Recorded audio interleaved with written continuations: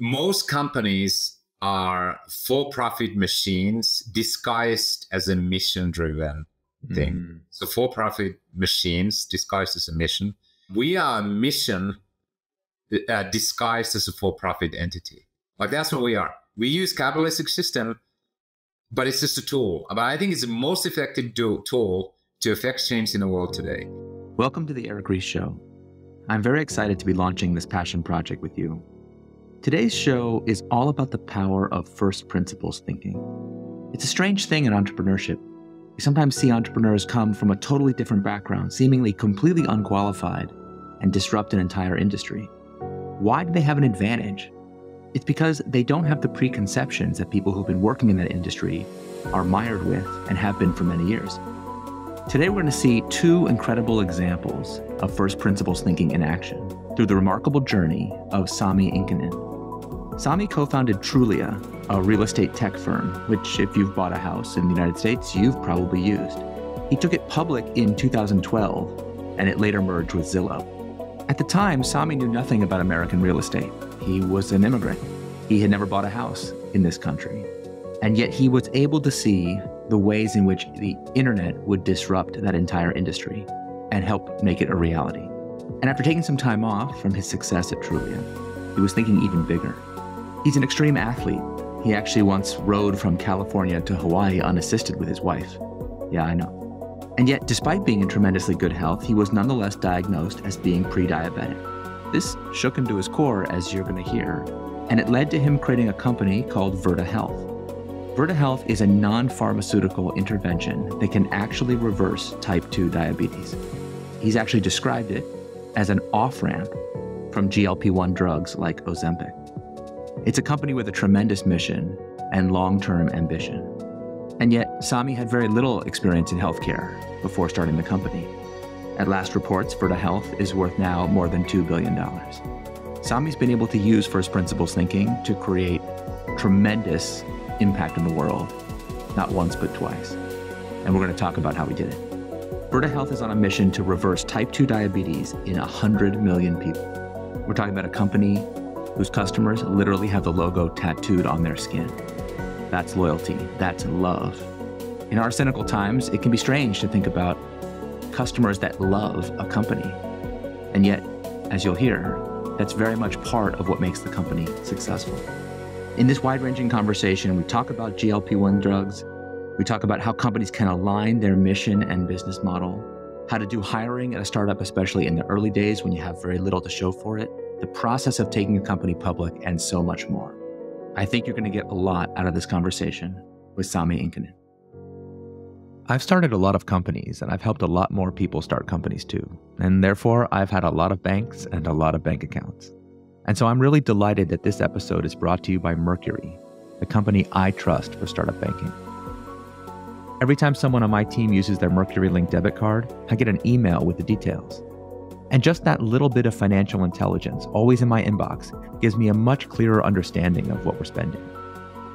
That's what Mercury is like through all its financial workflows. They're all powered by the bank account.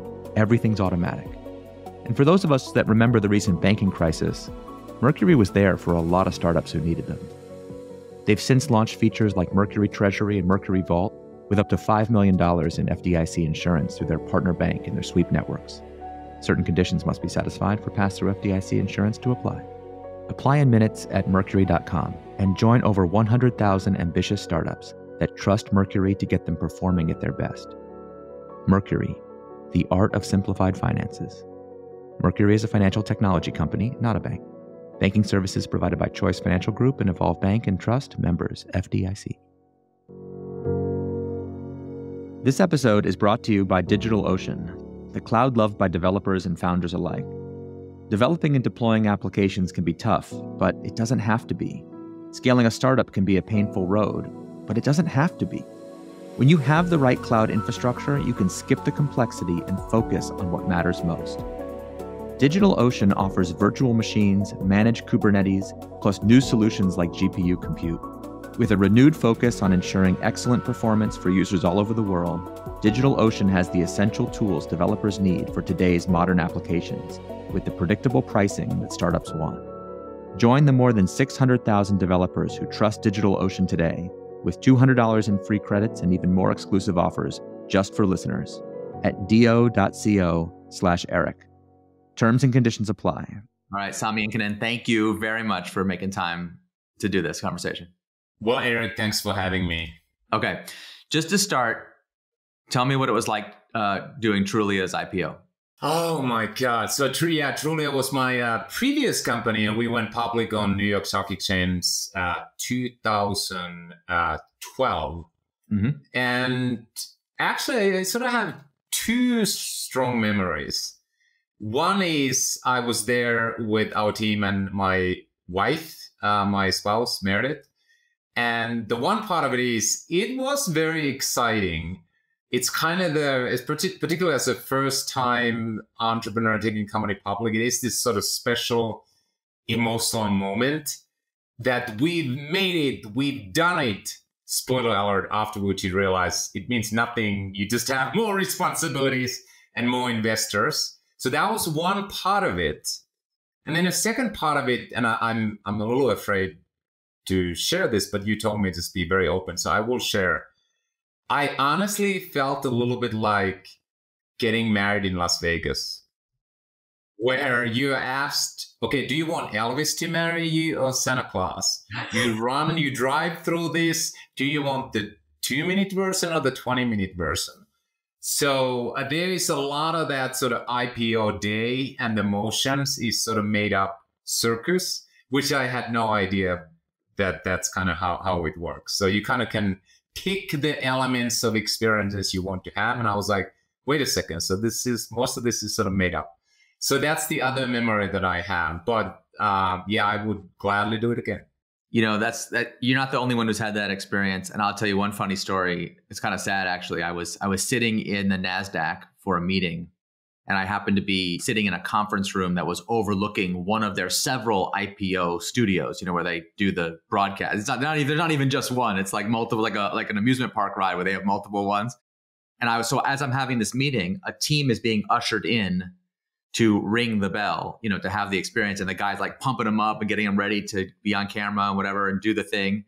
And so he's like, okay, 3, 2, 1. They like shoot their little video, pretend that it's the opening of the thing. It's not actually the opening. It's the middle of the day. And then it was like, then it was over, and they were like, ushered them to the reception and ushered in the next group. You know, it was like the whole thing was so fake, and I could see the look.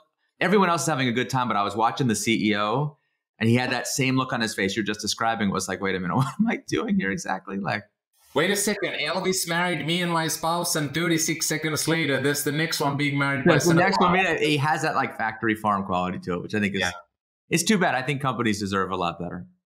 Okay, Sami Inkinen, founder of Virta, founder of Trulia, you know, really one of the exceptional entrepreneurs of our age. Tell me how you first got into entrepreneurship. Yeah, well, thanks for the kind words. And I should add, I'm a co-founder of both of those two companies, Trulia and Virta. So I should have said, yeah, I should have. Well, be co-founders, so don't want to take credit in that sense. How did I get to entrepreneurship the first? I almost depends on like the definition, but I feel like the first transformative experience where I felt like I was truly creating something out of scratch for other people to use and get value out of it. And I felt like, I don't know, I just got bitten by the bug. Was in my teens when I put together and ran a BBS, so bulletin board system. Oh, so those are the listeners who aren't old enough. This is sort of pre-internet. And so grew up on a farm, and, you know, I got a Commodore 64 and then Amiga 500. So I was running a BBS and an Amiga 500. Phone line for nighttime access, and then I took another second phone line for 24-hour access for people to dial in. And I had some sort of a premium tier that you could pay to be a member, but most people would use it for free. So I didn't have a LLC behind it, but I would say that was probably the first experience where it's like I got the giggles and the warm fuzzies and this kind of, I was just, it was transformative. Like, hey, I created something from scratch. People are using, getting value out of. This is awesome. More of this, please. I remember that feeling well. Was it 2400 baud modem? 2400 BPS, then I had US robotics, 1400, 400, then 57.6. You know, it was more slow very quickly. Yes, I remember having the 57.6 Envy in those days. Yeah, that's very cool.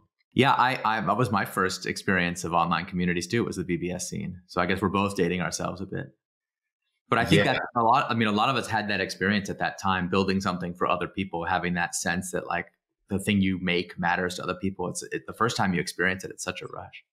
Yeah. And I think, this is even like a mental health advice I always tell people, like the sooner you stop navel gazing and serving others, the sooner you'll just feel awesome about everything. And I think I sort of accidentally stumbled on that through the BBS experience, that obviously I was kind of tinkering in itself was fun, like this sort of semi-technical stuff to put things together. But the fact that somebody else was getting something out of it was the true reward, I would say, for the process. So I don't know. I was actually trying to, as I was thinking about this episode, I was trying to figure out, I was going to say, I think most people still know you primarily for Trulia, although I think maybe not anymore. Virta's had such success. I'm like, I'm not sure where even to begin. But I think if you don't mind going chronologically, maybe tell us the Trulia founding story and kind of how you got, how do you get from BBSs to real estate and that rocket ship? What was it like?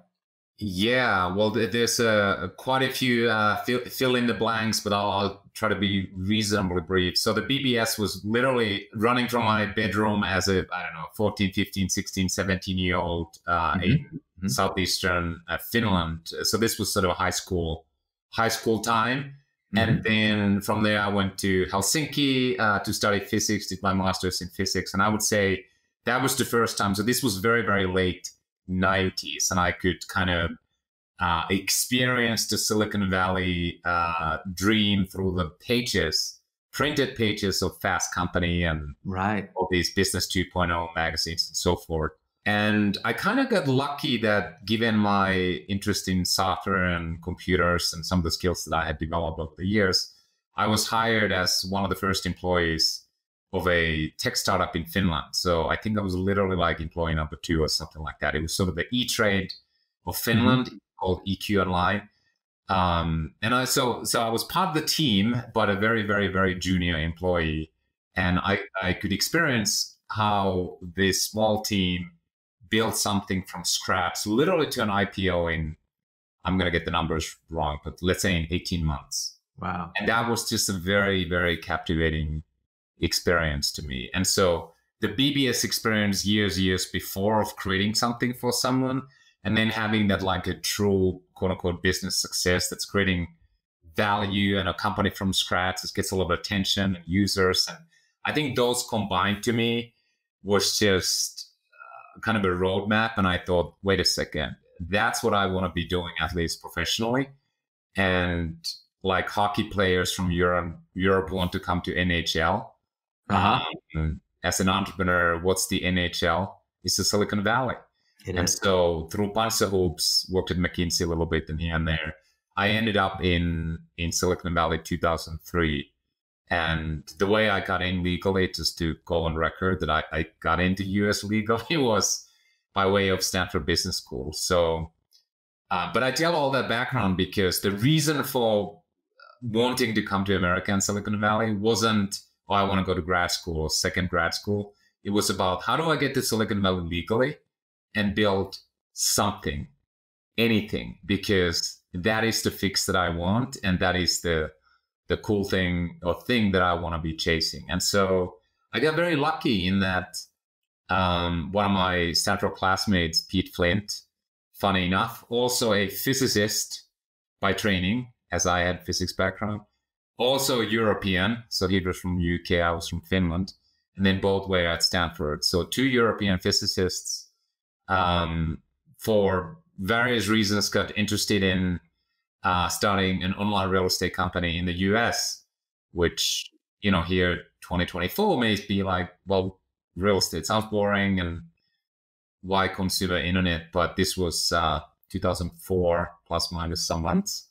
And we had kind of moved from a portal-focused world to search-focused Google world, and then different vertical categories were transformed. You could search for cars to buy, you could find your soulmate on Match.com and so forth. But the category that had not been transformed was residential real estate.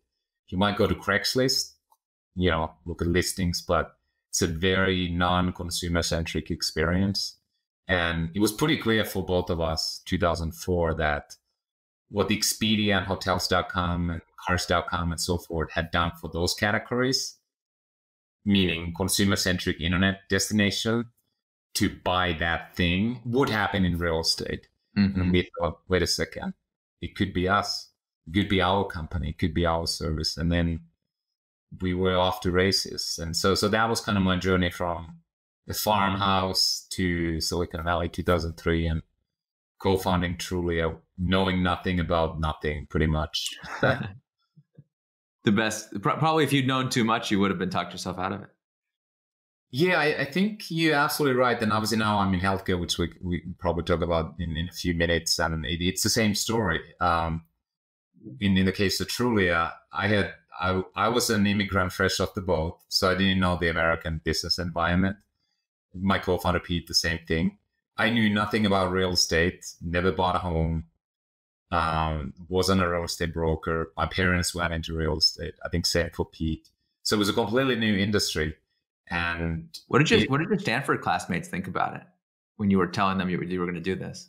Well, it's sort of interesting in that the kids, and I say kid now, 20 plus years later, and myself as well, and in particular the business school kids, so to speak, they dream and talk about starting a company. They talk about starting a company, and I don't know, a third of the class talk about starting a company. Then comes May and early June of their graduation, and then it's like, okay, McKinsey, 150, 200,000 a year versus nobody trying to tinker something together. And then 95% go from talk to doing nothing, and very few actually start. So I think there was a lot of like, oh, everybody's starting a company, I'm going to start a company, whatever, like sort of excitement. But then when the rubber hits the road and it's like, okay, well, it's the first Monday, there's no school, there's no income, there's no nothing. Very, very, very few people go and start something. And this was 2005 when we really got going, which wasn't the sexiest time to start a company, not a lot of money available. After the dot-com boom crash, and so the excitement kind of wasn't there. Yeah. I don't know, maybe don't know the statistics, but maybe 10 out of 330 classmates actually went and started something. So it was perhaps an unconventional path at the time, which sounds kind of crazy, like out of Stanford, kids coming out of school, like everybody starts a company. It's actually not the case statistically. How well I know it. Yeah. I know that crowd pretty well. Yeah.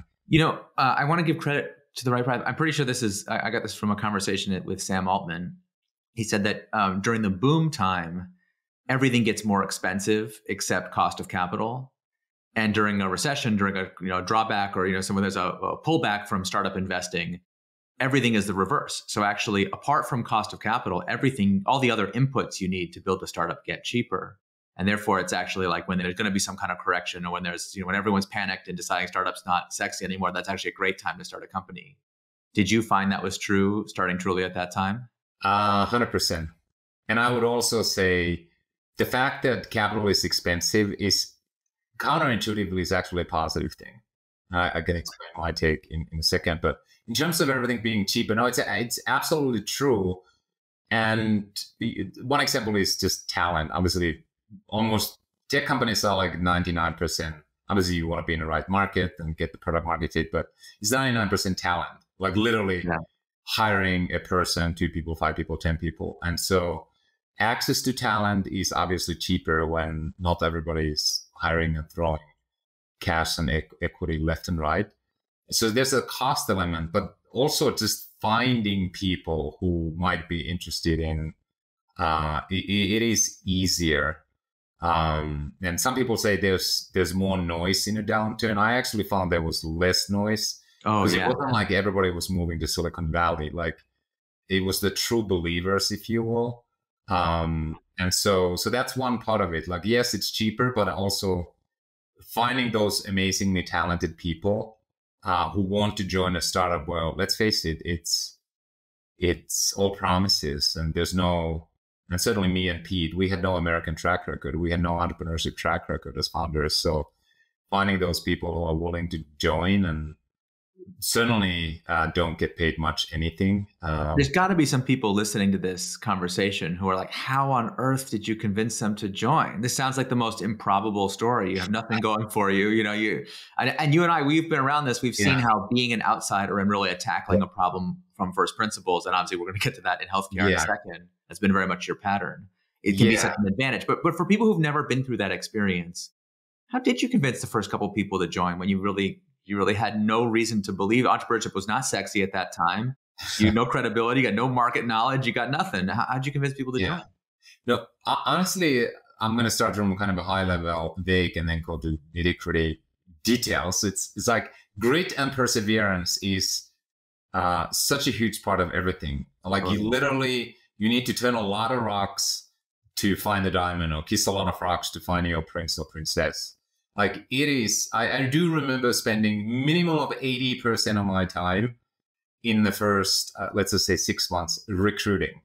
Like it is absolutely great. And to some extent, like a numbers game, like you will find the amazing person or the fool. And I say that with like kind of tongue in cheek, who wants to join you. Like it is incredibly hard.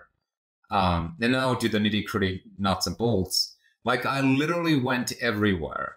And this is 2004, 2005. Like I use Craigslist, I use Dice, you know, I use Stanford Networks, BASIS, which is the Business Association of Engineering. Anyone will talk to you. Yeah, exactly. Our very first team member, who was a software engineer, was someone who was actually Louis Eisenberg. Give credit to Louis, who then went to Facebook and went to start a couple of companies. Phenomenal guy. He was just finishing his master's degree in computer science from Stanford. But it is literally hitting the road and being everywhere, online and in person. And it was not easy. You have no track record, you have no nothing, and you're trying to convince. And then through a friend and friend of a friend. And that's what it takes. It just absolutely takes that. And by the way, that's like everything. How do you get the first check? How do you get the first fundraiser? Like we could talk about that. That's what it just takes. How do you get the first customer? It is just, you have to make impossible possible, and everything's a chicken and egg problem. Like, well, you have no money, you can hire a person. You can hire a person, you can build a product. You don't have a product, you can't raise money. Like everything's a chicken and egg. That is like one of the magic that entrepreneurs who get somewhere, they break these chicken and egg cycles and they make impossible possible. So that's kind of, and let me just quickly go back. It's in my head, this like cost of capital thing. Mm-hmm. So for Trulia, just to give you a little bit context, because I'm old enough, seen kind of all sides of the coin. For Trulia, we raised 33 million of equity from zero to IPO. For Virta, now I've raised 360 million of equity. We are not yet public. Now, I'm proud to say kind of 9 figures is still in the bank, so we haven't burned it all. But that I just mentioned that I've raised a fair amount of capital. No, it's such a different time. Yeah. As a founder. I've also raised it around 2008, 2009, when Lehman Brothers collapsed and all that. I've also raised it 2001, just recently when zero interest rate and all that craziness. And I've raised it all kinds of markets and multiples. Yeah. 2021, you mean? And so when the cost of capital is high, the benefit of that is you think about spending and investing differently. Totally. You just absolutely think about it differently. And your team thinks about it differently. Money is kind of wonderful, but you just spend it way more liberally. And I will mention this. There's just a difference. If you do a Series A today and, you sell 1/3 of a company to get 10 million, you will use that very differently than raising, 25 million at 100 pre. Because you're like, oh my God, we are a month in and we're worth 100 million. I get 25 million bucks. Sure, we can hire an AI chief who gets paid $500,000 in cash a year. No problem. So, yeah. So I find that, I guess, net is downturn, I find it is a better time to start a company, quieter. If cost of capital is higher, I think it's actually a good thing. You focus on basics. There's less noise, less BS. So that's my take. Yeah, well, and there's some people who are going through it right now because in certain industries, especially outside of AI, boy, it's rough out there at the moment. And I think it's so helpful for founders to just remember the big picture that this is actually, in the long term, it's an advantage. I want to go back to what you were saying. I thought you put it really well about the connection. To me, this is the definition of startup momentum. It was like, does your startup have momentum or not? You have momentum when, the progress you make in hiring or in product or in fundraising affects the other two. And the founders that I know who have been doing the hardest stuff, they have to really content themselves with like going around that cycle lots and lots and lots of times, sometimes making the tiniest little baby steps, but they don't allow time to elapse without turning. You can't go months with no progress, or everyone feels like, oh, I guess this thing isn't going anywhere. You have to really keep making progress. You have to invent progress if you can't make it out of the way. So do you have like a memory of something you had to do to kind of get that sense of momentum going in the early days? Many. And first I have to reflect back, and like being honest and truthful and authentic, I think is very, very important. Oh, yeah. To me, I just think as a human being, I think that is very important. That said, I will add and say that as a leader, your job is also to manage people's energy and motivation. And big, huge part of that is narratives and storytelling. But let's face it, the sort of objective truth, there's kind of very little of that early days. Like literally, it's all kind of relative narratives and stories. And that is the founders or the founder's job. It's like absolutely, completely. Like, well, you have one client, that's an absolute fact. Well, is one a good thing, or should it be 100?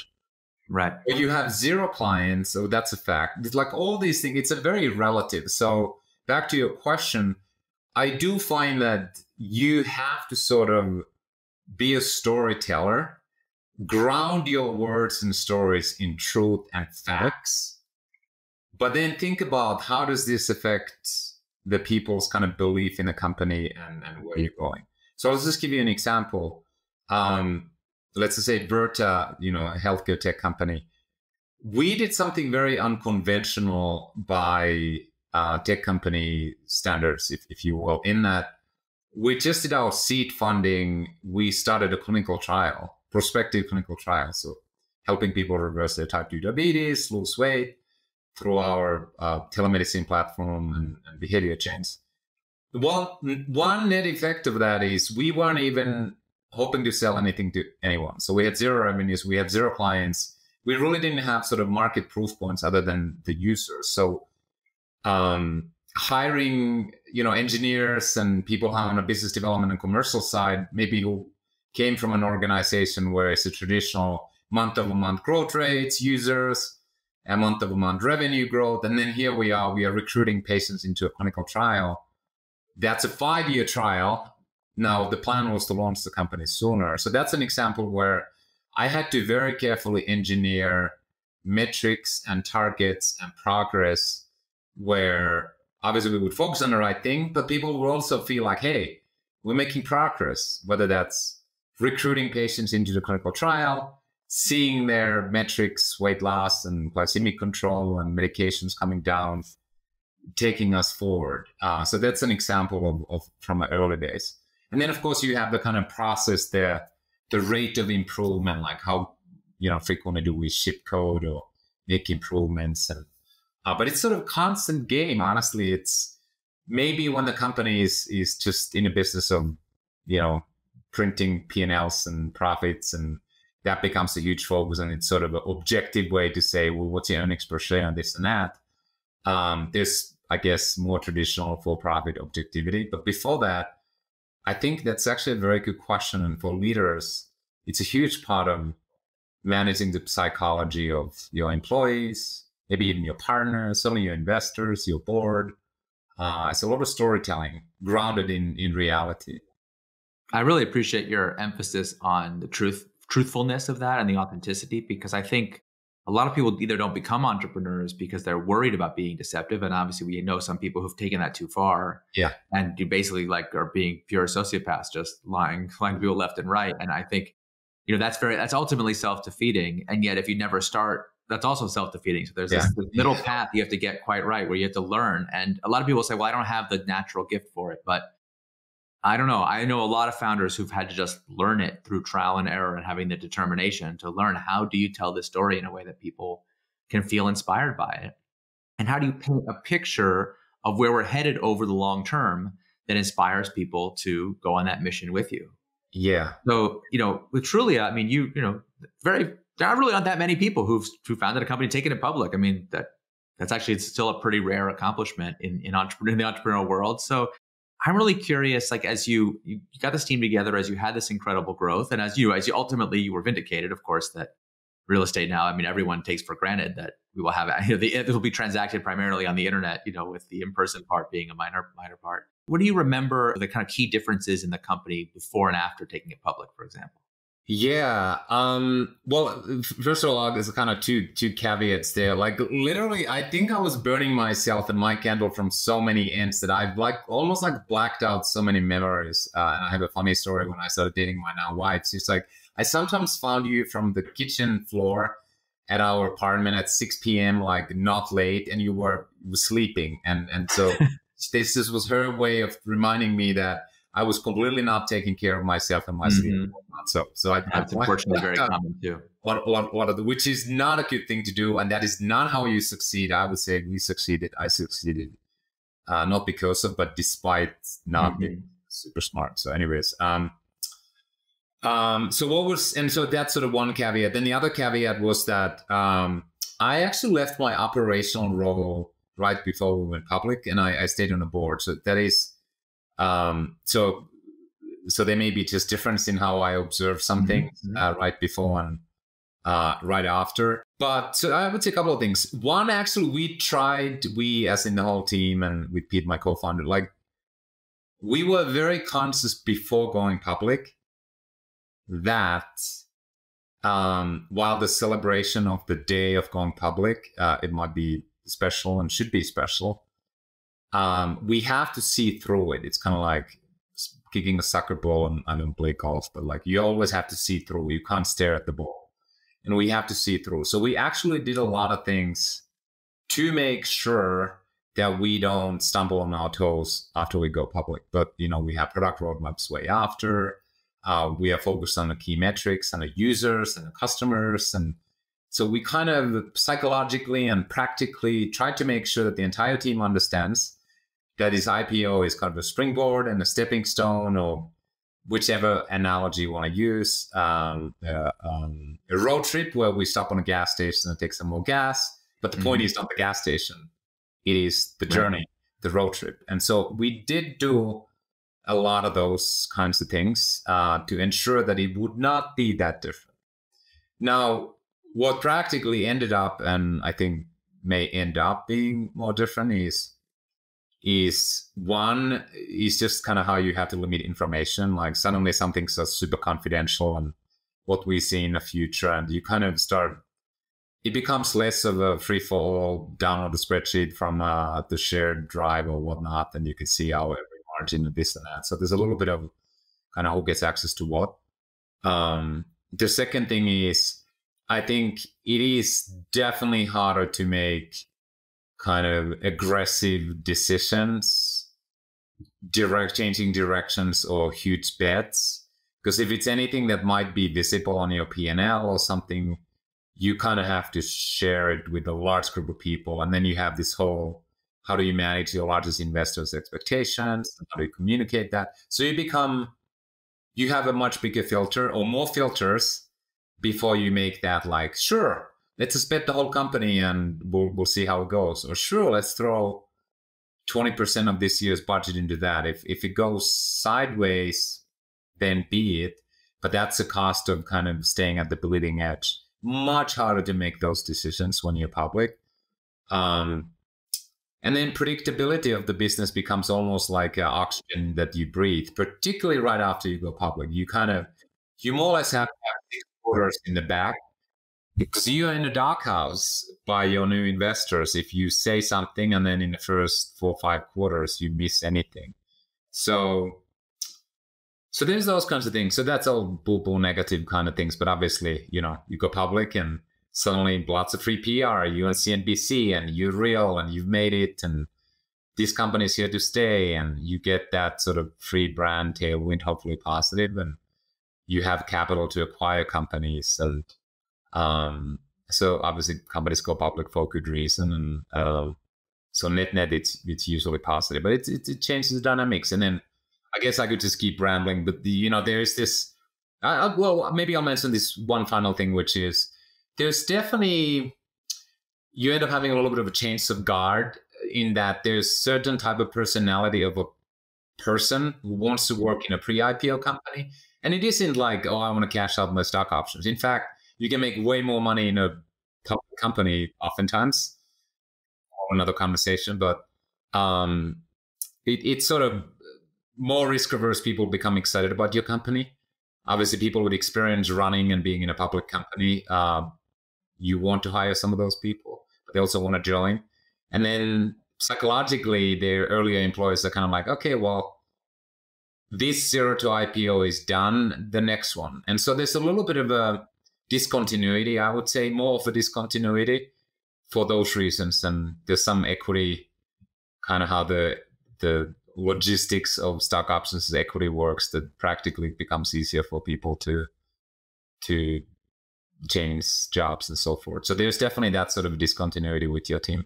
A lot of founders have complained to me about just the inevitable kind of gravitational pull of short-term thinking after you become public, the pressure to give guidance quarter to quarter, and the kind of the loss of control, the kind of inability to stay on mission. Did you experience that? Yeah, I think yes. I would say the reason I'm hesitating is it's not obviously Trulia as part of Zillow now. So 2 years after we went public, those two companies merged, or however you want to look at it, Zillow acquired us. But it was two almost like mergers of equals. And so if you think about and look at what they've done, they've stayed the course. And you think of residential real estate, it's Zillow, Trulia, Zillow. That is where people go. And that's 2014, the companies signed an agreement to merge. That's 10 years ago. So in some ways, I would say, well, it's not a bad thing. Like the strategy is the same, the mission is the same, and maybe they haven't pulled as many rabbits out of the hat that private companies would have. So maybe, yeah, short-term focus, but it's kind of, kudos to the teams and leadership who are running still. Like, they've done a pretty good job. And the Trulia, Zillow are the kind of, Expedia, Hotels.com, Booking.com of residential real estate, I would say. Yeah. So we kind of teased this, but I feel like we got to dive into it, because this kind of first principle thinking, the advantage of being an outsider, the kind of willingness to look at a big and difficult market without that context. Real estate's hard, but healthcare is really hard. So walk us through the decision to take that on, to start Virta, and maybe first just kind of talk about what it is and how you came to create it, and then we can talk a little bit about how you took the lessons from Trulia and brought them into this new super hard domain. Yeah.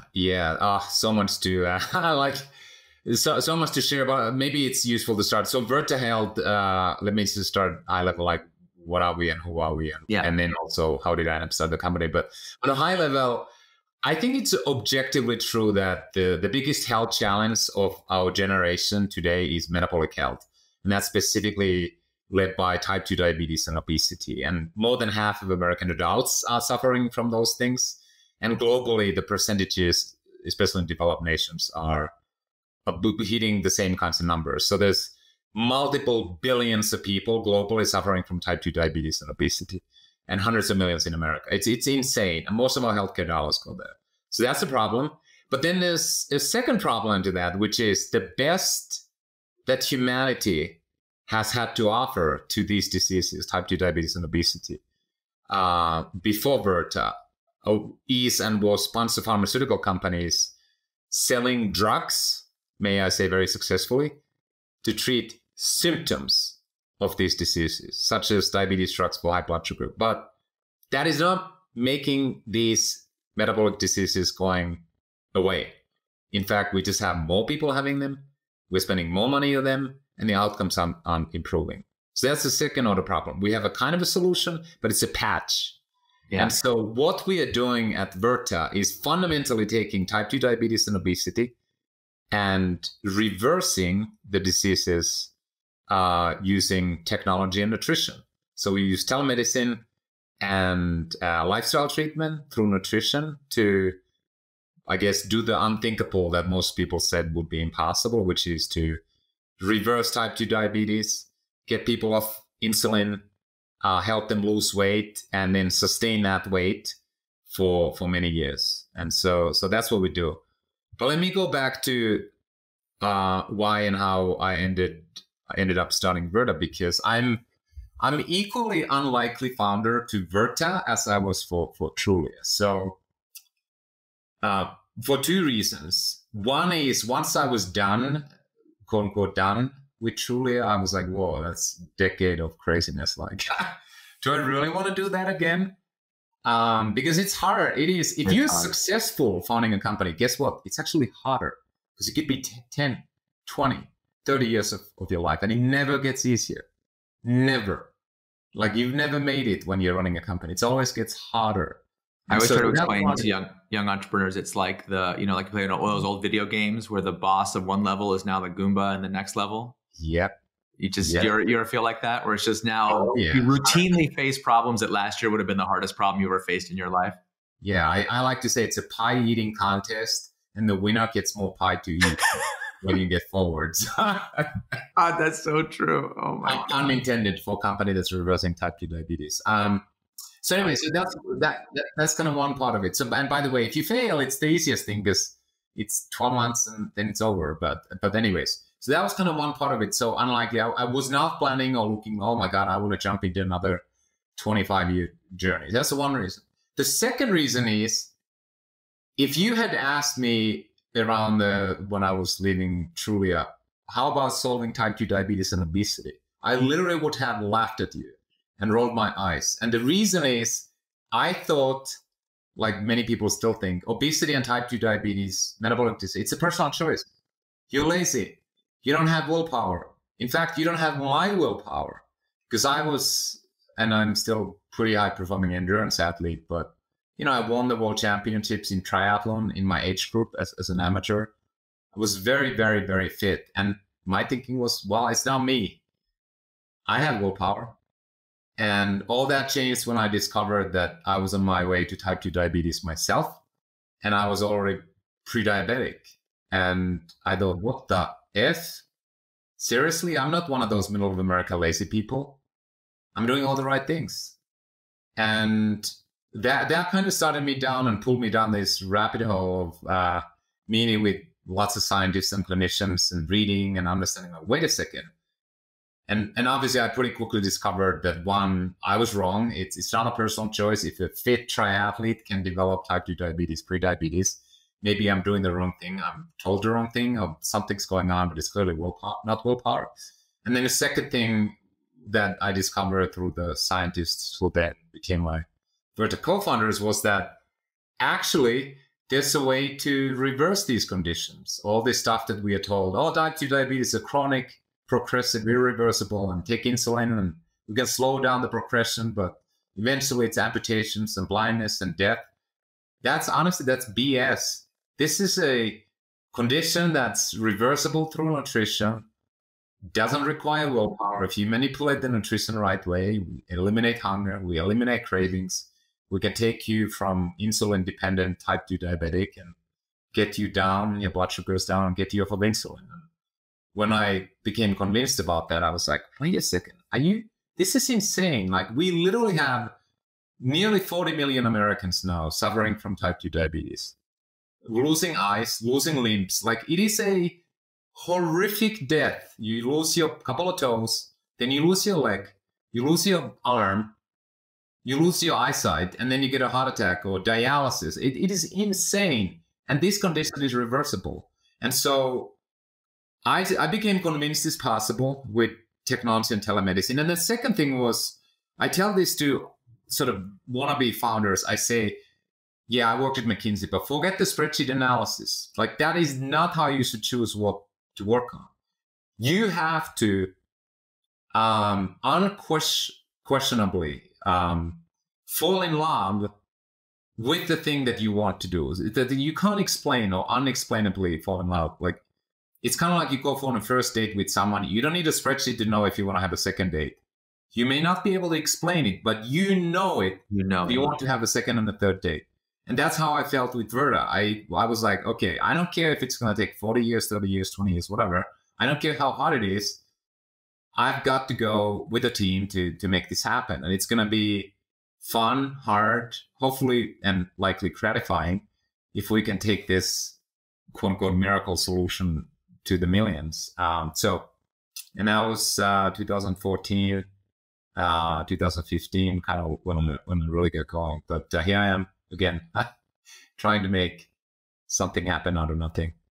I really appreciate you being honest about the fact that love is the foundation of this whole thing, because, you know, we're supposed to be having serious business conversation, but that really is the motivation. Like, that's the reason people do it. And that's the only motivation that can possibly keep a team together. Yep. Over such a long period of time and over such immense odds. And I can remember the first time you pitched this to me, it has to be more than 5 years ago now, or 7 years. It's been quite a while. And I remember you were first getting started.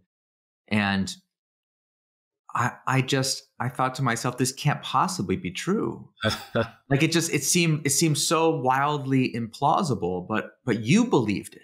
Mm-hmm. And I thought, well, you know, to me, that's the ultimate startup bet. It's like, I don't need to understand. Like, it doesn't really matter if I believe if it can be done.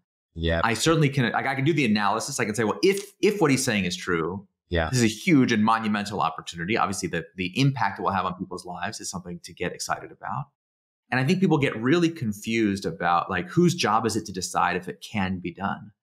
When something's impossible, nobody knows if it can be done. So that's actually not the most relevant question. The question is, like, does somebody have the conviction? Do they have that feeling you're describing that they want to dedicate their life to trying to make it happen? And is it worthwhile if they succeed? There's plenty of companies out there that are pure exploitation. And even if they succeed, it's nothing to be proud of. You're just stealing money from one group and putting it in another. You know, who cares about that? But here we're talking about something with, like, really dramatically positive potential impact. So I remember, I'm an extremely minor investor, full disclosure, in this company. But I remember being like, well, I don't need to know that it's going to work. I just have to see that there's this belief. Yeah. And it's such a worthy mission. You know, of course, I'm willing to go for it. And I'm curious if you've had this experience. This really shocked me, especially building LTSC. I had this a lot, where people who have backed you quite extensively, like even people who've written quite significant checks into the company, when something good happens and you finally start to show that it's working, they never say, when you're doing something really hard, people don't ever say, oh yeah, I knew it all along. Of course you did it. They always act surprised. Like they're happy, of course. They're pleased, but they have that note of surprise. Like, oh, I can't believe it actually worked. That's kind of how I feel a little bit about this company. Like, it almost seems too good to be true. And it's just such a delight that it did work. If you had that experience with investors where they invested anyway, in spite of not really knowing if it was going to work.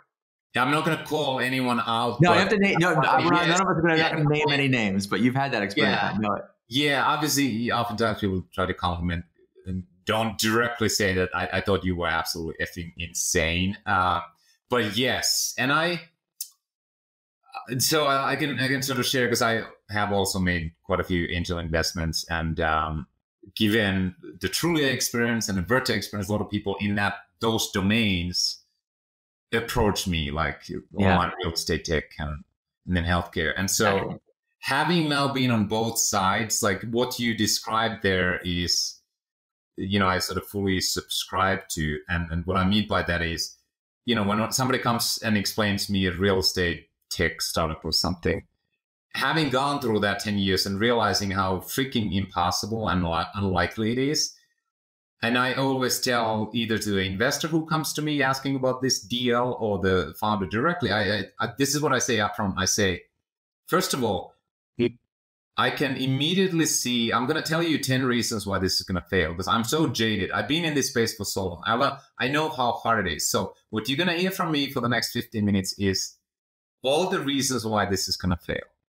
That said, I am a founder myself, and I know for a fact that somebody is going to break through and figure this thing out.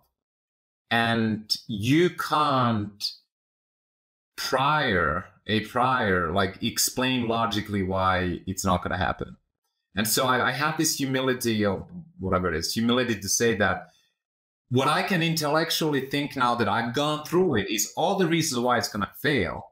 But the one reason how you can get through, whether that's the love for the mission or your grit or perseverance, I can't explain that. And so it's always possible. And same now in healthcare, when people come to me and say, well, we have this healthcare tech thing and we're going to sell to employers. I'm always like, no, it's here, let me list to you like why you shouldn't start the company. And then I'm going to finish by saying, but this industry needs more innovators like you. And it's always possible. And nothing would make me personally more excited and happier than seeing you 5, 6, 7 years down the road. Like you freaking figured it out, and somebody will. And so I do think there is that, because let's be honest, like if things are obvious, it's like, of course, guess what? Somebody else has done it already, or there's already like, 50 companies doing it. Yeah. Or it actually doesn't make any sense. Like it's just this paradox of the classic, like the crazy entrepreneur has to be contrarian, but they also have to be right. And that's a very kind of a small percentage of ideas. And then like, I'll say one more thing. Almost all successful companies that sort of transform industry beyond just, I don't know, opening a restaurant in a corner, they are in the darkness for many years. They're in this kind of like trying to find through the dark forest for the first 1, 2, 3, 4, 5, 6 years. Yeah. Because that is the time when nobody else has done it. Most people don't believe. People don't take them seriously. And somehow you just get through the forest. And then at some point, it's the obvious. Isn't that the story for almost all successful 100%. companies, right? 100%. Everyone always knew that it was possible. Yeah. Yeah. Possible, but very unlikely. And then you have to find that one potential path somehow. So either you get lucky, obviously you need a lot of things to come together. This episode is brought to you by my longtime friends at Neo4j, the graph database and analytics leader. Graph databases are based on the idea that relationships are everywhere. They help us understand the world around us. It's how our brains work, how the world works, and how data should work as a digital expression of our world. Graph is different. Relationships are the heart of graph databases. They find hidden patterns across billions of data connections deeply, easily, and quickly. It's why Neo4j is used by more than 75 of the Fortune 100 to solve problems such as curing cancer, going to Mars, investigative journalism, and hundreds of other use cases. Knowledge graphs have emerged as a central part of the generative AI stack. Gartner calls them the missing link between data and AI. Adding a knowledge graph to your AI applications leads to more accurate and complete results, accelerated development, and explainable AI decisions. All on the foundation of an enterprise-strength cloud database. Go to neo4j.com/ERIC to learn more. One of the themes that's come up a lot in the conversations I've been having is this idea that harder is easier. So, I guess, obviously, if you choose something really ambitious, something very difficult, I mean, right, you could have taken this in many more extractive directions where you just solve a little piece of the problem and maybe you sold it to a drug company or sold it to insurance. You could easily have done the easier, simpler thing. And when you pitched like, no, we're going to really solve this problem in a root cause way, how people react the same way I did. It was like, oh my God, that sounds so painful and difficult, even if it's even possible at all. And yet, when you do that, there are these counterintuitive things that become easier. You can attract way better talent because people feel like they have that connection we were talking about before to the mission. Yeah. Fundraising is totally different if people believe, if the scale of the things are positive, and even customers and partners, and there's just you create this gravity well of your own where people are attracted to the idea of finally fixing a problem in this root cause way. I'm curious if you relate to that harder is easier idea with something like this. I certainly. A related point is sort of defining a massively transformative mission, and that is very, very hard and seems unlikely and crazy.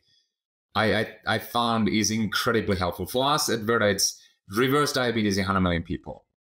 Reverse diabetes in 100 million people. You don't lack for ambition, that's for sure. And by the way, as a footnote, we didn't really have a mission at Trulia. And probably one of the reasons why right before going public, I was like, I think my job's done. Like, we've got a team of whatever, 500,000, and companies scale and profitable and tens of millions of people using it. It was like my Silicon Valley dream was done. We built a product that was useful for people, and there was an economic engine behind it. Was working, company going public.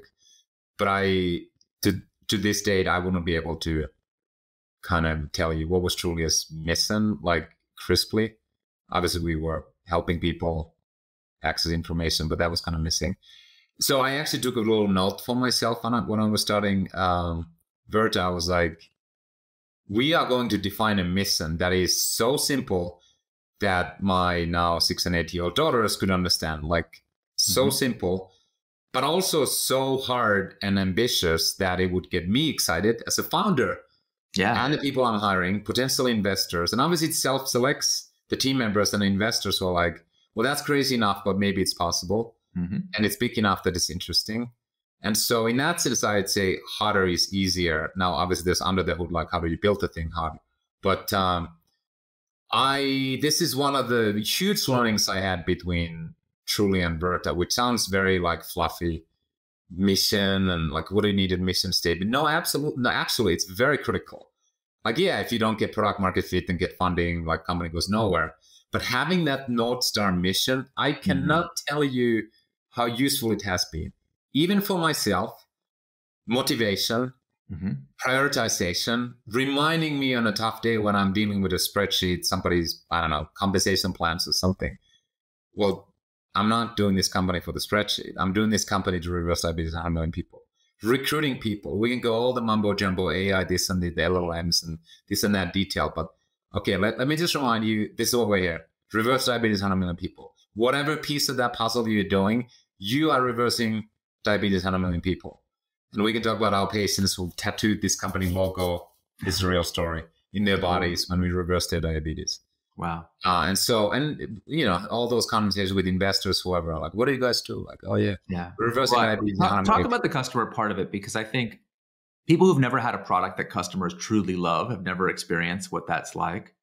And what a competitive advantage. It sounds so fluffy, mission, purpose, vision, but here you have a company where you're like, look, I need you to trust me with your body, with your health. It's like one of the most, you're not physically making a surgery into their body, so it's not as invasive as that, but it's a very close second to that in terms of like how much the customer puts their life in your hands, especially, if they come to believe that you can help cure them, how devastating it can be. Any of us who've been, taken in by a snake oil salesman, in the past, how devastating it is. So the trust relationship is not just, oh, it sounds nice, kumbaya, whatever. Like, that's a very serious part of your competitive advantage. It's why customers. So talk a little bit about the advantage that comes from being a trustworthy counterparty and that real experience of what it's like to have customers that genuinely love your product.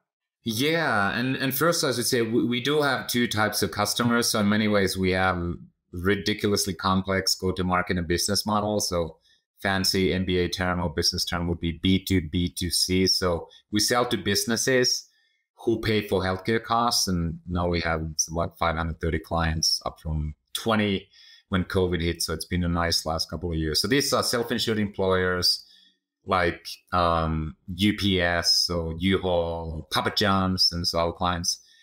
Insurance companies like Blue Shield of California, and some government entities like the Veterans Administration. So we serve those business clients who then pay for the treatment. And then the consumer parties, at the end of the day, we exist to make individuals healthy, real humans, real users, real patients.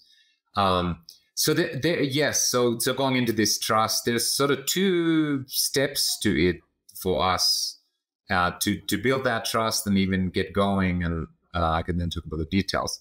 First element is, how do we even get people in? How do we establish the initial trust?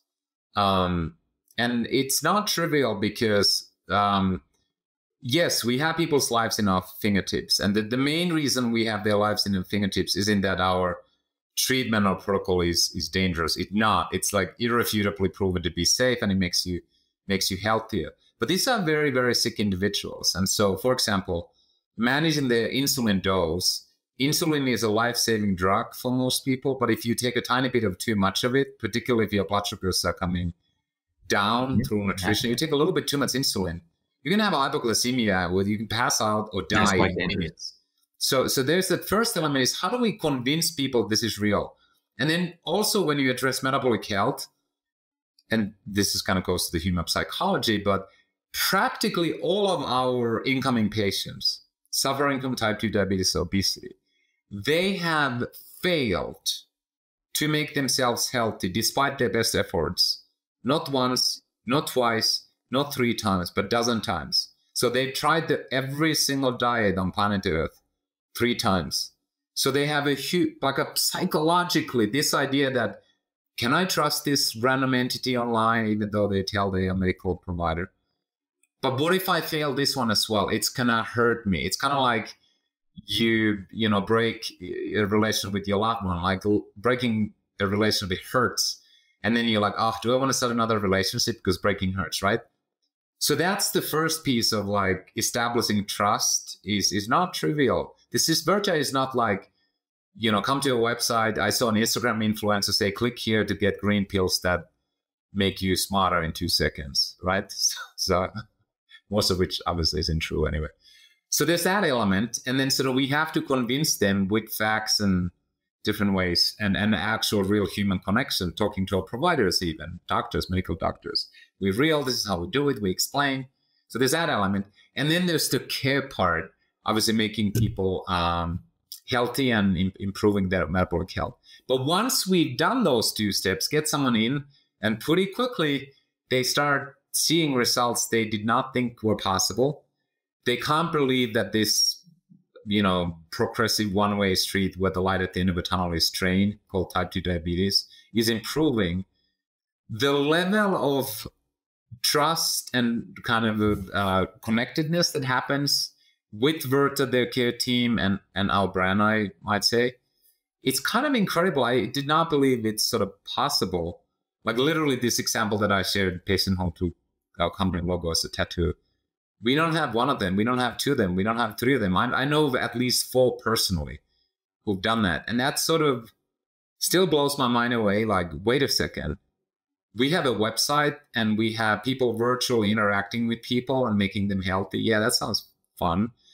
But the words we hear from our patients is like, you saved my life. You gave my life back. I can't believe I can see my grandchildren get married. That's the kind of stuff we hear. And by the way, we hear this every Monday concretely because the whole company tunes into an all hands. And we have one of our patients always joins, including today's Monday, and tells their story. And it's crazy, but it's very special. I think also helps us all kind of center our work and focus. And it's a good reminder, at least once a week, to all of us, like, why do we do this work? It's such an important practice. And it's a practice that only companies that truly have that connection with customers can do. Because if people hate your product, you can't have them, you know, like you can't tune in every week and hear them berate you about how your product is. You can't fake it. Honestly, yeah, if it's real, it's real. Yeah, so I like to say this, that, you know, every for-profit company has a mission, and sometimes it's more hand-waving and sometimes even more hand-waving to try to kind of convince that we're here to do good, when in reality, you know, I don't know, it's a day, I don't know, arbitrage, day trading or something. Yeah. So what I often say is most companies are for-profit machines disguised as a mission-driven thing. So for-profit machines disguised as a mission. We are a mission disguised as a for-profit entity. Like, that's what we are. We use capitalistic system, but it's just a tool. But I think it's the most effective tool to affect change in the world today. To have a capitalistic system, be able to raise capital, incentivize employees with equity, incentivize investors with equity, and then have a for-profit model that fuels and feeds the mission. And I truly mean it, that we are a mission disguised as a for-profit machine. I want our investors to look and say, wow, I can't believe the return on investment. I can create a lot of equity value, create a lot of value for my LPs or myself. That would be my dream. And then, you know, as a side product, or the most important thing for us inside the company, at least, is we are solving a massive, massive health crisis. So that's kind of how I think about it. No, I really appreciate sharing that. My personal view, and I'm curious if this resonates with you, is that we ought to redefine what it means to be a for-profit company, to be a company that maximizes human flourishing. So you create net new value, you create more value than you capture. That's what it means to make a profit. And these extractive businesses, like they make money, but they don't create profit. Yeah. And they're at a competitive disadvantage because every time they act in an exploitative way, that's creating a liability. That's a weakness that companies like yours, you have that advantage. Yeah, I actually very much like that. I've just taken the shortcut where I think like, okay, well, I probably won't be able to change the way people see companies and how they value. So I am just going to ruthlessly use the existing rules of the capitalistic system to do something good.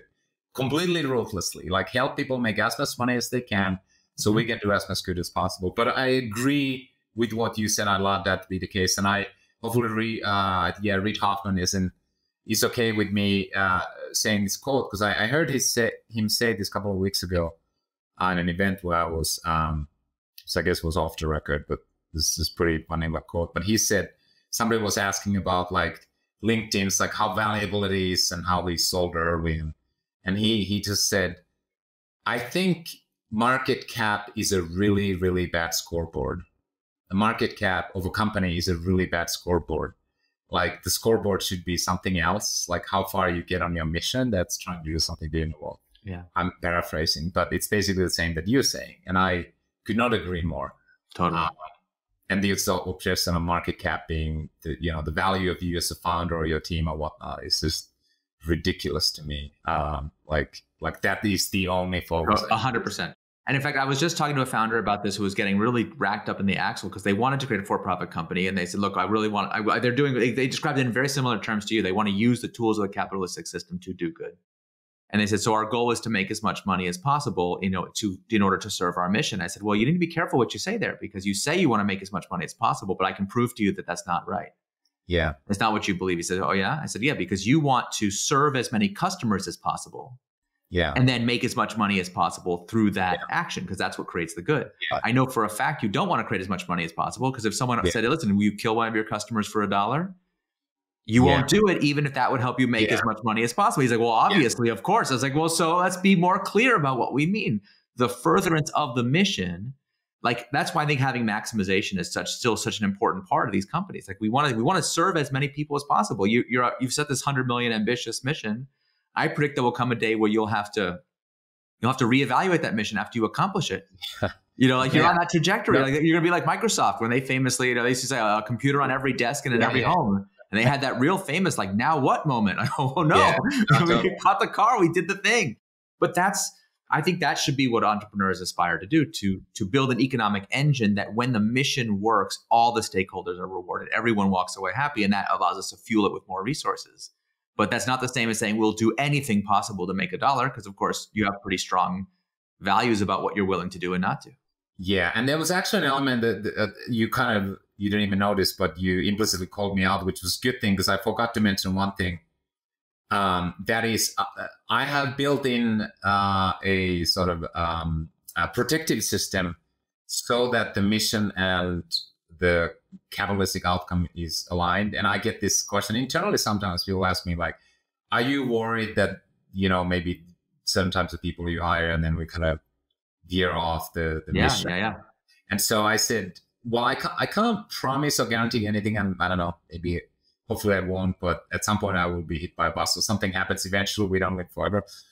The best protection that I have been able to figure out, and I think there are other ways, but the best that I have today inside Virta is I set the business model in such a way that the more people we treat and the more people we treat successfully, only then we get paid.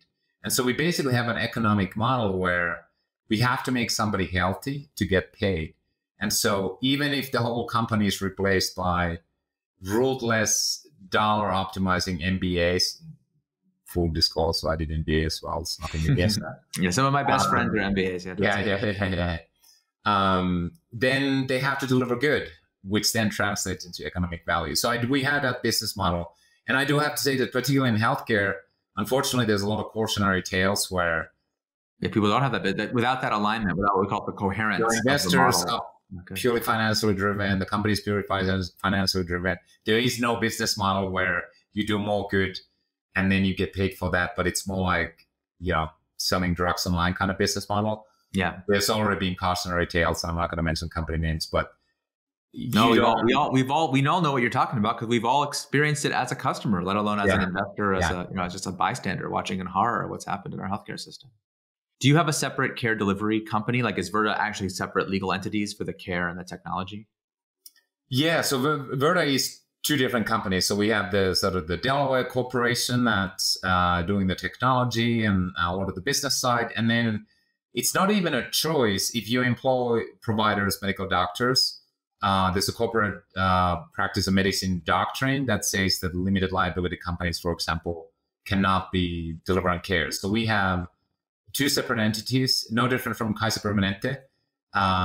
There's the professional corporation, PC, as we call it, that employs doctors who provide care.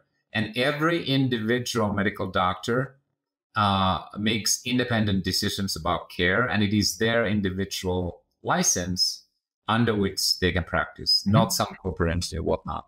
And so that's the structure we have too. And so it's no different from Kaiser Permanente in that sense. I call it a constellation of entities that make up a company. How did you set up the intercompany agreement? How did you prevent civil war between the entities? How did you think about each other, the role of the two entities in governance with each other? I'm just curious how you thought about that.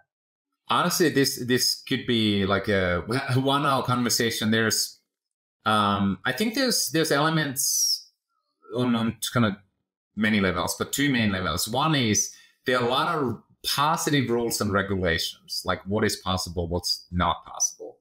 And so which means there isn't that much flexibility in terms of how do you actually set them up and what the agreements are between these two companies, and even how providers are compensated. And what I can say about what's happening in a professional corporation, which is practically zero, and this is true.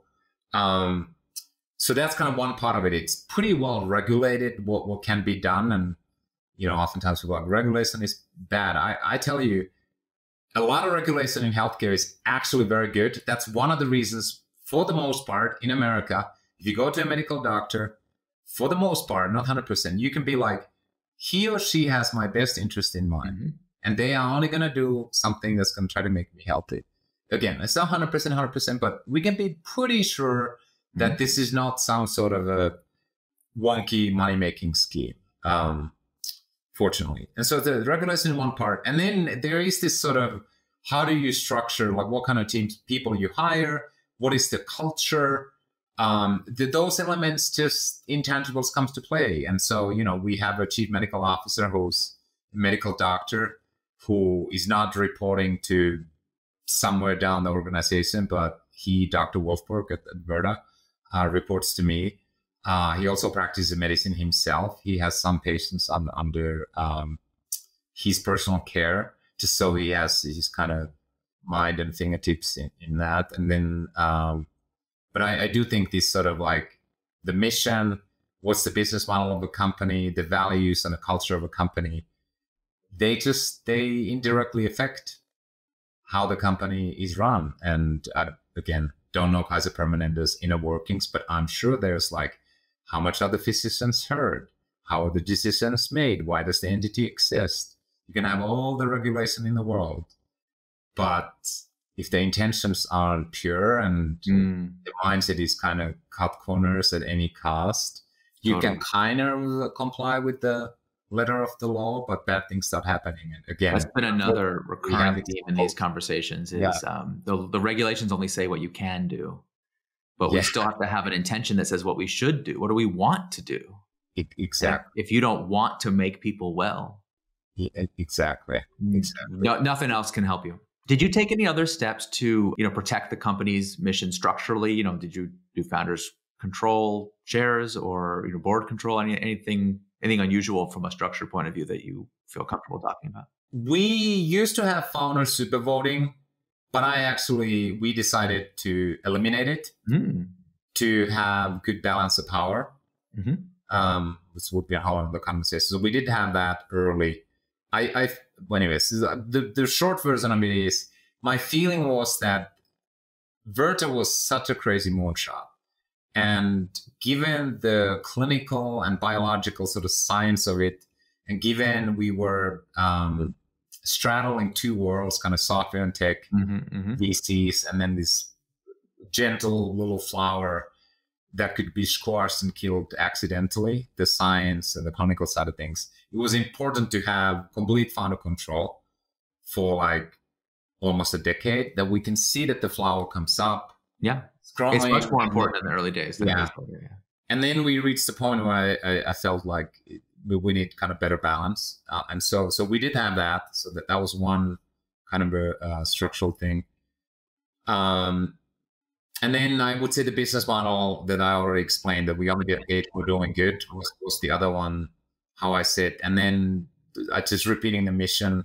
And then I would say the last one is probably, again, it's intangible. Well, it's tangible, but it's kind of a soft thing. But at the end of the day, it all comes down to people. What types of people do you hire? What are their intentions? Kind of what are their values and morals? Like it's like people are like, oh, with business contracts, you're gonna protect this and that. You listen to the most successful business people in the world, like, I don't know, take Warren Buffett. Like, his contracts are so simple. He's like, and I don't know him personally, but it's like handshake. Like, I just want to do people with not assholes. And like, it's not like he's writing a 500-page contract that like to protect his interests. Like, I trust this person. It's a brief contract with a big owner. So I think having those kinds of investors, and, you know, I've been fortunate to have many of those kinds of investors. One example who's still on the board is Venrock. I knew it's super high integrity. It's all about the data. It's all about integrity. And so having investors like that, and they understand healthcare, they understand technology, having board members who understand the industry, and obviously executives and people inside the company. And then if people cross the line, then you just have to get rid of them or compassionately depart ways. But you can't have a house full of crazy people who are not aligned with the mission. Yeah, alignment is everything here, and trust is everything.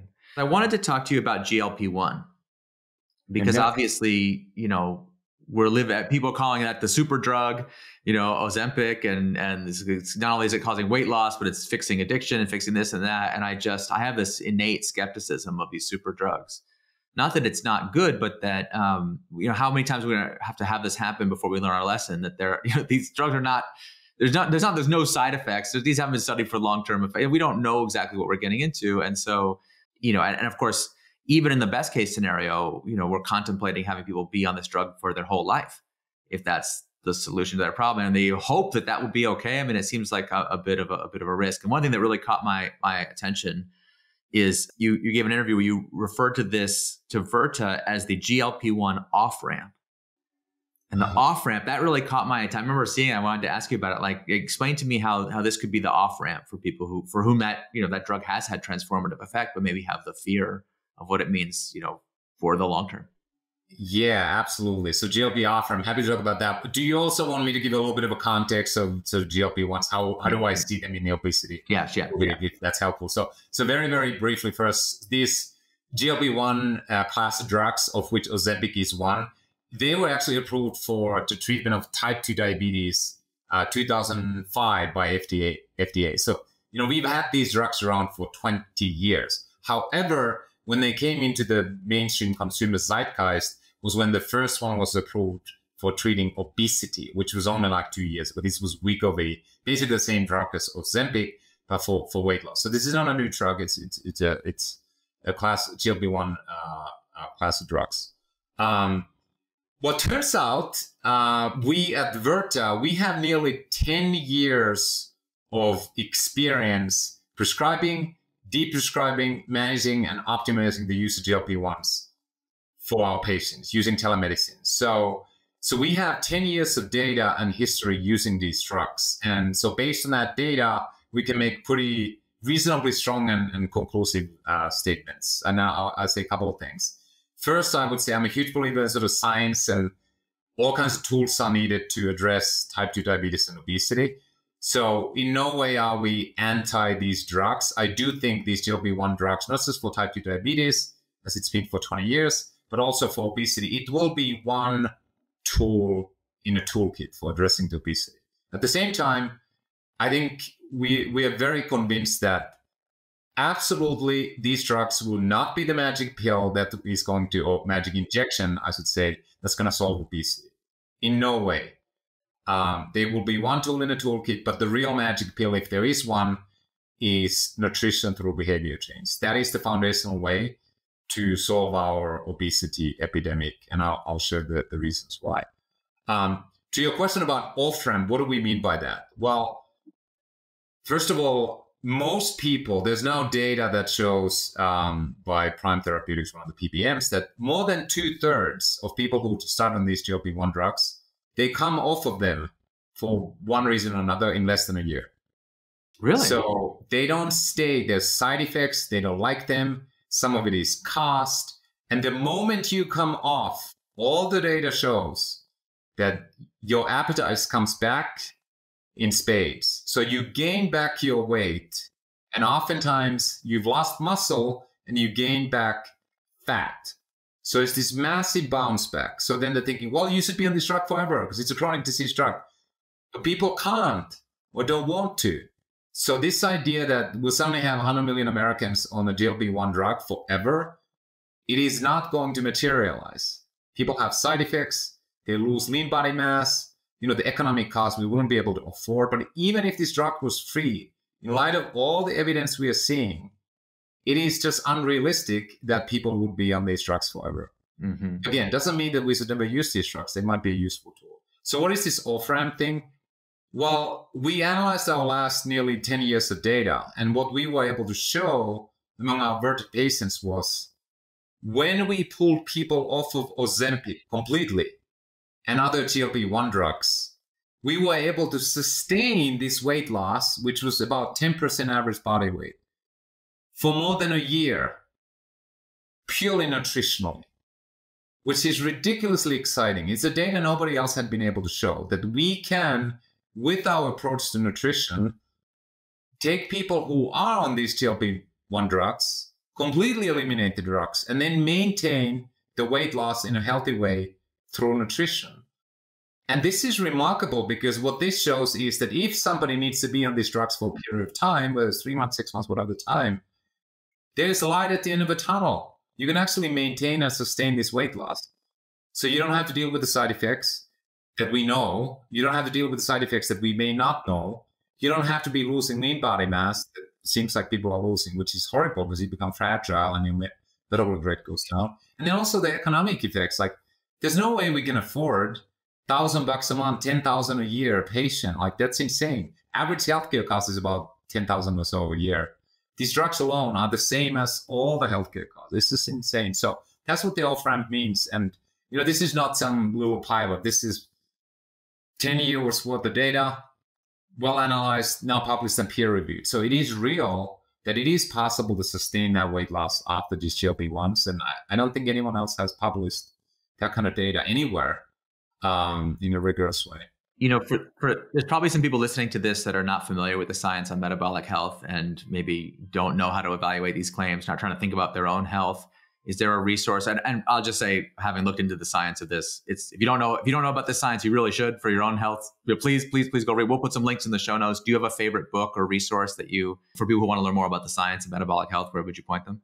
Well, this may sound crazy self-serving, but we have lots of free articles and videos. You can go to YouTube, search Virta Health, or come to our website. We have a comprehensive blog where we explain a lot about metabolic health, and you don't have to pay anything. It's free access, free everything. That's honestly the first thing that comes to mind. Then, spend 5 minutes or 50 minutes or 5 hours. And I think you'll learn a lot. That would be my choice. Okay. I want to do just a quick lightning round, just because one of my favorite things researching these episodes is I get to just see all these cool quotes and interviews you've given elsewhere. And I just want to ask you a couple of things you've said and have you react to them. We'll do a lightning round style. Does that sound good? Yes, that's good. Okay. Here's a great one. You said that in leadership, inclusivity isn't just a choice. It's the cornerstone of genuine impact. And sorry, lightning around is to say yes or no. Well, you said that. What did you mean? How did you put that into practice at Virta? Like, just talk me a little bit about what that means. Because I think inclusivity is such an overused word. And yet I think people sometimes think it's just to make people feel heard. What else? What is it? But like, it seems to me you've incorporated into your leadership in a way that's more meaningful than that. Yeah, well, maybe I'll say two kind of very, very practical things that we do. So every single one of our weekly executive leadership meetings, we start with the question of the week, which is about the humanity and us as human beings. So it's things like, I'll give you silly examples, like when did you cry last time? What did you learn from your grandparents? What's your one biggest regret in your life? So every single one of our executive meetings, first 20, 25 minutes, we do a round where one of us sets up the question and then everybody answers it. So that's an example of pulling something out of everyone. We're all equals, we share, and then that creates connective tissue and trust between us. And then we can talk about some left brain, how do we, lower CAC and improve LTV or something like that. So that's just one practical example. Way too many companies, you jump into a meeting and first thing you're trying to solve some business problem as if all we had were brains with computers. I love that. That's great. What a great practice too. I'm sure that just recognizing the humanity of all the people on your team must mean a lot to them too. Yeah. Okay. Here's another great one. The global job market tilts its axis towards regions rich in untapped human capital. What does that mean? Actually, repeat again so I react exactly, because it was just about basically like the idea that the global job market, like that there's this opportunity in the regions that are rich in untapped human capital. Did I say that, or would you? Yeah, I thought so. I thought, okay, I might have gotten it wrong. No, I don't want you to make something up. If you don't remember saying that, we'll let it go. I just thought that was such a great way of putting it. Yeah. No, I remember. So I think, well, first of all, I think, having grown up in Finland, I have one appreciation or many appreciation of what Finland does very well, which is I think they maximize human capital very, very well, because of the education and healthcare system that literally pulls anyone and everyone, gives them an opportunity, no matter which family you were born to. And I think that from a country of about 5 million people, Linux came from there. MySQL came from there. I don't know. I was left the country, but so, and we have no natural resources there. There's no gas, there's no oil. We have some trees. Come on, there's trees everywhere. Like, we have no natural resources. What do we have? 5 million people. One of the highest GDPs in the world, the happiest country in the world, 7 years in the running. So why is that? And I'm sure there's like a number of things that you could list. But one thing we do very well in Finland, we maximize the human capital and the potential there. Just 5 million people. And so I think it's like an untapped opportunity. And I think there's some systems get more out of the human capital than others. Some systems do better. But there's a lot of corners in the world where I think there's a lot of capacity that's untapped. And I think it's a huge, huge, huge opportunity. Talking about AI, obviously AI is on everybody's mind these days. And I thought this was very well said. You said true intelligence isn't born of magic, but rather meticulous human calibration and oversight. Well, I guess I'm a romantic still, but I think for the time being, we humans have this, through our consciousness and ability to feel, we have this magical capacity to not just come up with new ideas, but know what's right or wrong, or what's better or what might be worse, which I believe to a large extent at the very bleeding edge is a subjective decision. And we humans are the only creatures who can make those kinds of subjective decisions. And one of my worries is that if we think that they are all objective decisions, we might outsource too much of that human subjectivity to machines or algorithms. I have to look up the quote. Someone says, it's like a machine can never be held accountable for a decision. So a machine can never make a decision with consequence. Yeah. I'll have to get that quote right and make sure we attribute it to the right person. That always stuck with me. All right. You got time for 2 more? Yeah. Let's do it. You said, this is just, again, I like the lyrical quality of some of these quotes. In the symphony of technology, each note is vital. especially the silent yet resonant pauses of caution. Oh my God, these are so awesome. I can't believe I've said this. But if I have, then I don't know if I can respond to all of these things with words. Yeah, it's just like I feel emotions when I listen to this. I'm like, I don't really have words to describe. Yeah, I don't have words to describe or respond to it. All right, last one. You talked a lot about, and you mentioned this briefly in passing, that, you know, you've done a lot of endurance challenges and kind of athletic feats that the rest of us would find probably too painful to even attempt. And you were giving an interview where you said that a critical part of it was becoming one with the pain. Mm-hmm. And I think at the time you were talking about extreme sports, but I was like, boy, as an entrepreneur, that also sounds familiar. And I'm curious, like, just talk a little bit about what that's like in the context of, you know, of the physical pain of it. And then do you resonate with that there's a kind of a certain just pain tolerance required when you try to do something really difficult? Yeah, absolutely. And I may have said that in a context of rowing across the Pacific with my wife from California, Hawaii, and it was about 1 million oar strokes each.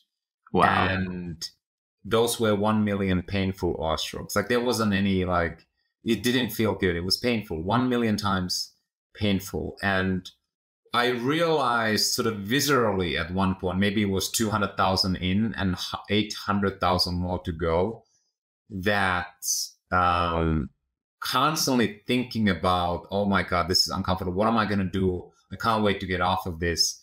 What am I going to eat when we get off in Hawaii in 2 months' time? Am I going to have a hot shower? What's the soap's going to smell? And I can't wait to.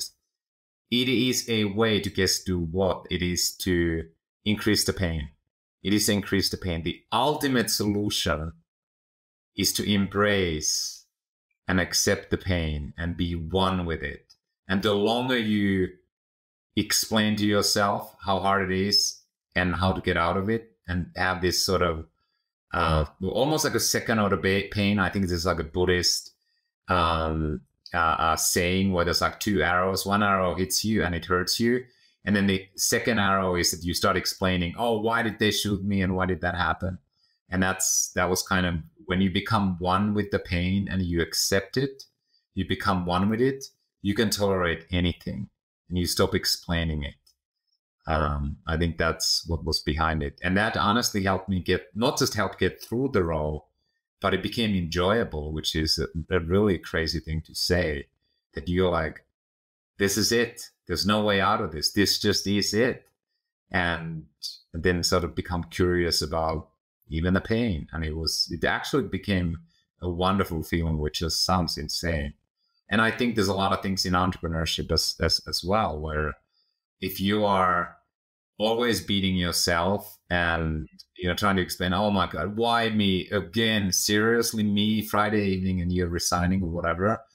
You're just going to make it harder for yourself. You have to kind of immerse yourself, embrace, and become one with the experience. The good or the bad, it's part of it. It's like absolutely part of it. There's beauty in that, you know, that experience. And you can find it, but you kind of have to find it by embracing it, both good and bad. The ancient Greeks called it metis. Yeah, yeah. It's an ancient wisdom teaching, and yeah, we'll make sure we have a link to to Buddha's parable of the arrow and where it came from.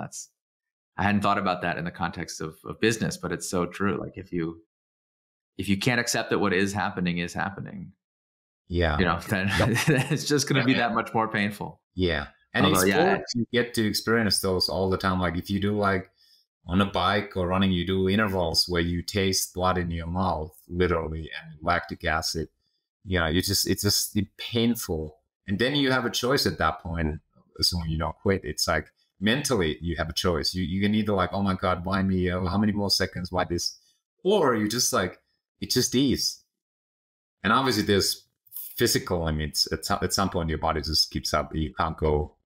But mentally you can just embrace and go like, okay, wow, that's interesting. Like I haven't felt this before. Like this is, and I find it is liberating on many levels.